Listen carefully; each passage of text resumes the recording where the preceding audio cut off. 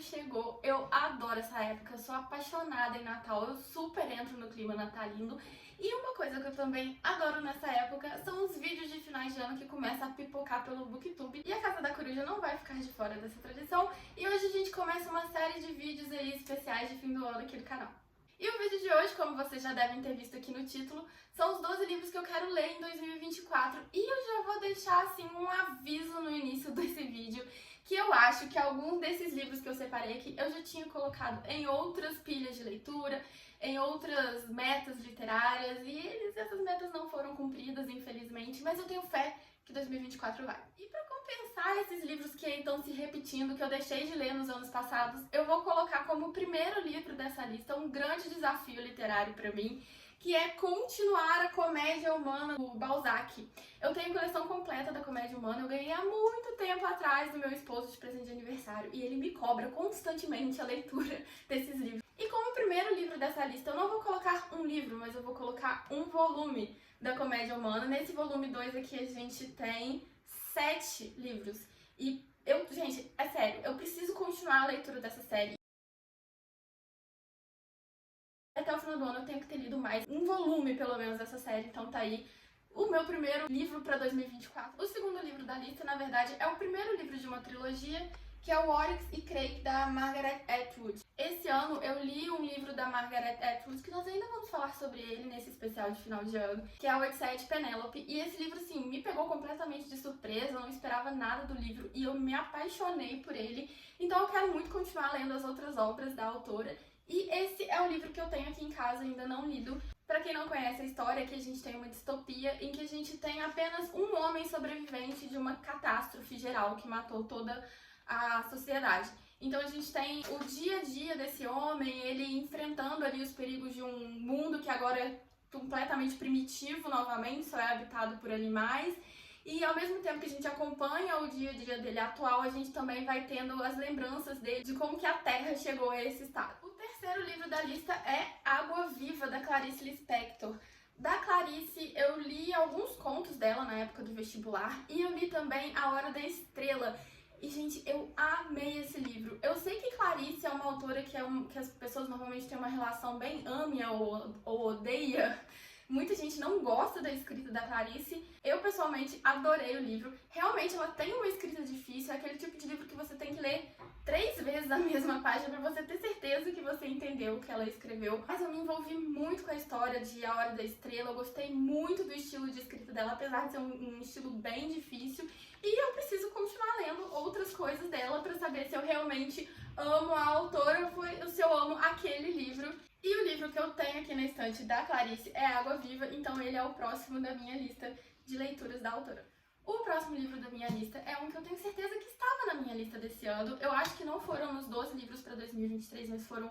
Na verdade, ano passado eu não fiz 12 livros para 2023, eu fiz 6 calhamaços para 2023 e esse era um dos calhamaços, que é Os Diários de Sylvia Plath. Eu ensaiei de ler esse livro várias vezes durante o ano, mas esse ano foi um ano emocionalmente bem complicado pra mim. Eu tive vários momentos que eu não tava bem pra ler esse livro, porque esse livro aqui eu acho que você precisa estar num momento muito equilibrado pra você não pirar junto com a autora, porque aqui, pra quem não sabe, a Sylvia Plath, ela sofreu muito com depressão no decorrer da sua vida, inclusive ela chegou a se suicidar em razão da doença.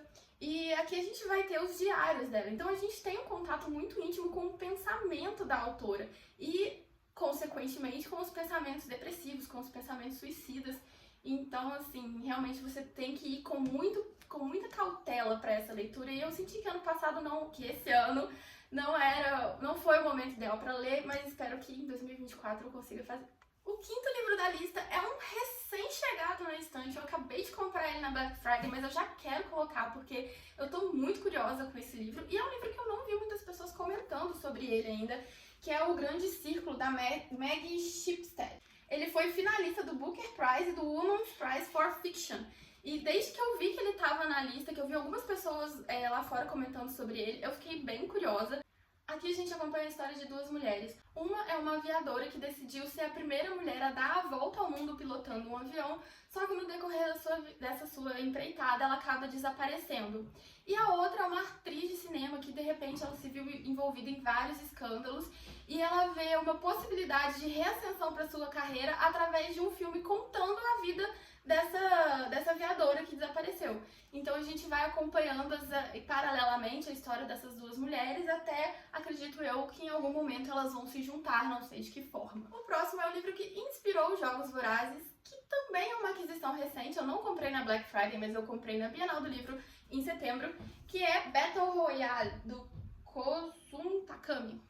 Ele realmente é bem parecido com os Jogos Vorazes. Aqui a gente tem 42 estudantes japoneses que eles acreditam que estão indo para uma excursão escolar, entram no ônibus para ir para essa excursão escolar e no meio do caminho eles são largados numa ilha, entregam armas para eles e falam assim, ó, se vira agora, vocês têm que se matar um ao outro aí e o último que sobreviver é o vencedor.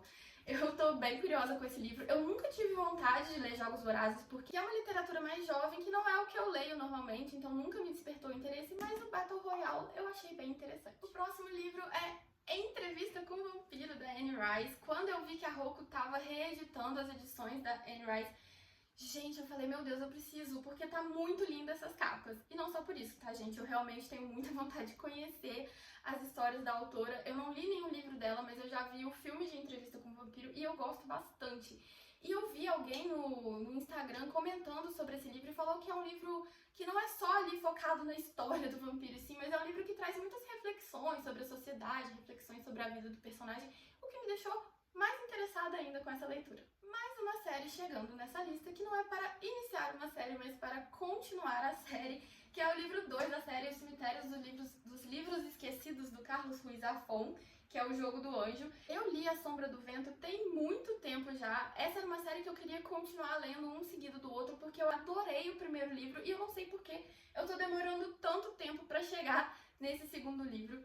No primeiro livro, a gente acompanha a história de um protagonista que encontrou um livro de um autor que ele nunca tinha ouvido falar antes, leu, se apaixonou pela história, se apaixonou pela escrita do autor e começou a pesquisar outras obras dele. Só que quando ele começa essa pesquisa, ele descobre que, na verdade, existe alguém perseguindo todas as obras desse autor para colocar fogo, para desaparecer com elas, e ele fica super intrigado. E ele vai atrás de respostas e a gente vai acompanhando ele nessa busca pelas obras perdidas desse autor. Zafón tem uma escrita muito envolvente. Eu já li dele também, Marina, que é outro livro que, assim, eu me sentia dentro do livro com os personagens. A ambientação que ele faz da história é muito incrível. E eu acho que esse é o ponto que eu mais gosto nos livros dele, porque eu consigo ver direitinho os ambientes que ele vai descrevendo. Eu me imagino caminhando por Barcelona com os personagens. O 10º livro, eu vou passar rápido por ele, porque é uma vergonha eu não ter lido esse livro ainda, que é o Reparação, do Ian McEwan. Ian McEwan é um dos meus autores favoritos. Reparação é o livro mais famoso dele, todo mundo fala que esse livro é maravilhoso. Eu já li o filme que foi feito a partir da adaptação dessa obra, que é Desejo de Reparação, e eu adorei. Eu não sei por que eu não pego esse livro pra ler, meu Deus, eu não sei, não tem explicação, não tem justificativa, mas em 2024 ele será lido. O livro conta a história de uma menina que vê a sua irmã mais velha numa cena comprometedora com o jardineiro da casa dela, se não me engano, e ela interpreta o que ela quer a partir daquilo que ela vê e conta pra família que os dois estavam se beijando pra deixar assim uma coisa light aqui no vídeo. E a partir de toda essa história que ela imaginou na cabeça dela, vão ter várias consequências pro casal, principalmente pro homem, porque ele era o jardineiro e a mulher era de uma família rica, então a gente sabe quem leva a pior nessa história. E aí a gente vai acompanhando a história do casal se desenrolando a partir de toda essa bagunça que foi feita na vida dele pela interpretação equivocada da irmã. O 11º livro é aquele tipo de livro que é clássico, que você quer ler, que você tem certeza que você quer ler, mas você não tem a menor ideia da história. E esse livro, pra mim, é O Nome da Rosa, do Umberto Eco. Eu sei que é um livro que tem monges, eu acredito que seja um monge que está investigando um assassinato. É isso que eu sei sobre esse livro, eu não sei mais nada. Mas eu tenho muita curiosidade de ler esse livro, e a minha curiosidade aumentou esse ano depois que eu li A Papisa Joana, que ele se passa dentro da Igreja Católica. A gente vai acompanhar a vida dos padres e papas e a política e todo esse ambiente. E eu achei muito interessante ler uma história desse ambiente, nunca tinha lido. E aqui, como eu suspeito que a gente vai viver ali um pouco dentro do monastério junto com esses monges, a minha curiosidade ficou mais aguçada. O último livro dessa lista, eu não sei se eu tô roubando um pouco, porque ele não é exatamente um livro de literatura, ou talvez esse não seja o principal objetivo dele. Eu tô falando de A Mandíbula de Caim, que esse livro aqui, ele conta a história de um assassinato e da investigação desse assassinato. Só que as páginas dele estão todas fora de ordem. Elas são numeradas aqui em cima direitinho, 35, 36, 37, só que a história não tá em ordem. E o objetivo desse livro é você colocar a história em ordem para você descobrir quem matou quem no final das contas.